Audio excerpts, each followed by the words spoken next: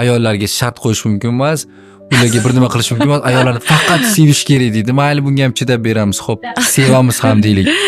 Lekin bir narsani tan olasizlarmi? Mana shu bilimda turib, erkaklar bari bizdan aqlliroq degan narsa. Tan olamiz. Erkaklar aqlli, erkaklar mantiqli. Bu shunday bo'lishi ham kerak. Chunki ular bizning himoyachimiz, kuchimiz. Biza boshqa bir dunyo, ayollar boshqa bir dunyo, boshqa bir xilqat. Aynan shunday bo'lishi ham kerak. Bo'lmasa balans buziladi.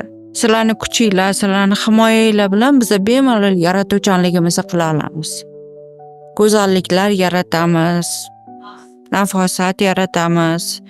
Yerni davom etishi uchun xizmat qilamiz sizlarni kuchinglar orqali. Biz go'zallik yaratmasak yer yakunlanadi.